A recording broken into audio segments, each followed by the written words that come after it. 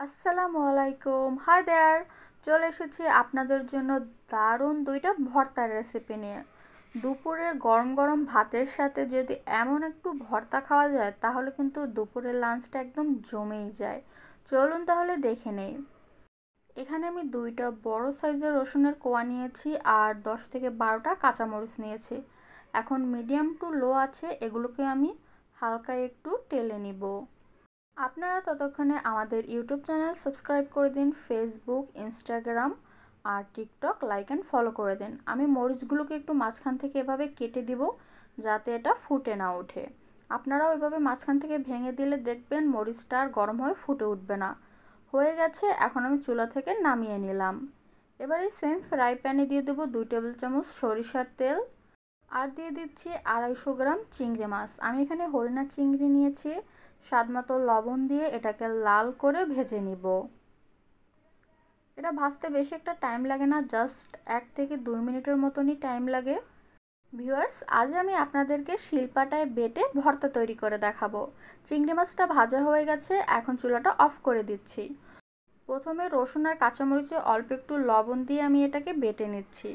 কাঁচামরিচটা বাটা হয়ে গেলে তারপরে রসুনটা বেটে নিতে হবে। তারপর দুইটা একসাথে ভালো করে পিষে নিতে হবে।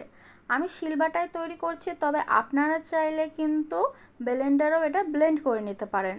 রসুন আর কাঁচামরিচটা বাটা হয়ে গেছে, এখন দুইটা পেঁয়াজ কুচি করে কাঁচা পেঁয়াজ আমি বেটে নিয়েছি। এখন এর থেকে অল্প একটু উঠিয়ে রাখছি আমি অন্য একটা ভর্তা তৈরি করার জন্য। আর এর মধ্যে চিংড়ি মাছটা দিয়ে দিলাম, অল্প একটু চিংড়ি মাছও তুলে রাখছি। এবার সবটুকু আমি একসাথে মিক্স করে বেটে নিচ্ছি। আমি আপনাদেরকে কিন্তু দুইটা ভর্তা দেখাবো, একটা লাউয়ের বিচির আর একটা চিংড়ি মাছ। চিংড়ি মাছ ভর্তাটা রেডি, তুলে নিলাম। এখন আমি যে চিংড়ি মাছটুকু আর কাঁচামরিচ রসুনের বাটা রয়েছিল তার সাথে অল্প একটু পেঁয়াজ কুচি দিয়ে বেটে নিব।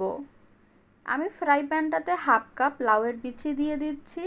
এবার এর মধ্যে দিয়ে দিব 1 কাপ পানি, তারপর মিডিয়াম টু লো আছে এটাকে সিদ্ধ করে নিব।